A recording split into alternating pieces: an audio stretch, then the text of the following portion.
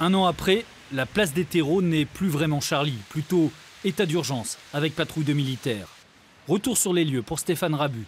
Le 7 janvier 2015, le président du club de la presse de Lyon est à l'hôtel de ville, au traditionnel vœu du maire, quand la nouvelle tombe. On était une quarantaine de journalistes présents, donc très vite on dit on ne peut pas ne rien faire, il faut qu'on réagisse. On a, nous, lancé un appel sur nos réseaux sociaux, les réseaux du club, mais la mairie a lancé sur ses réseaux sociaux qui sont très puissants, très suivis sur Lyon, et il y a eu un effet boule de neige incroyable finalement. À 19 h, la place des terreaux est noire de monde. Plus de 10 000 personnes sont là, dans un recueillement impressionnant. Il y avait longtemps qu'on n'avait pas connu une telle barbarie. J'ai la boule au ventre parce que je suis assez chargé d'émotions. Je ne m'attends pas à une foule pareille. C'est la première fois que je vais prendre la parole devant autant de monde. Et à un moment, je dis je suis Charlie. Et là, la foule commence à applaudir. Et là, je tiens le pupitre parce que je ne sais pas comment gérer cet afflux d'émotions. Et finalement, je me dis, c'est bon, on a fait passer le message et on est dans une communion, on est tous ensemble pour le même objectif et ça me rassure et ça me fait plaisir. À quelques centaines de mètres de là, les créatifs d'une agence de com se disent aussi qu'il y a quelque chose à faire. Ils ont l'idée d'un journal, un faux Charlie qu'ils appellent Charlie Héros.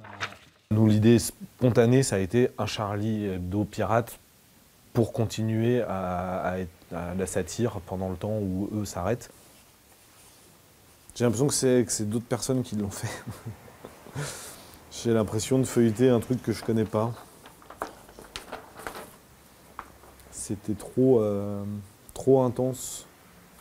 Des dizaines d'illustrateurs participent. Le succès du journal est foudroyant.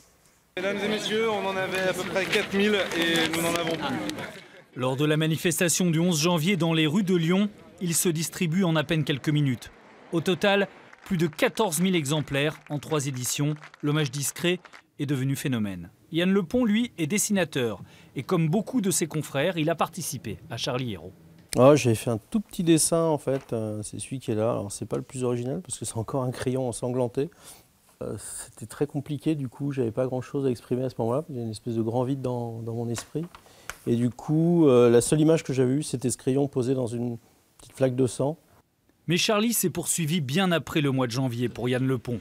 Dans le magazine Lyon Capitale, il a raconté en bande dessinée ses rencontres avec des lycéens de Vénissieux.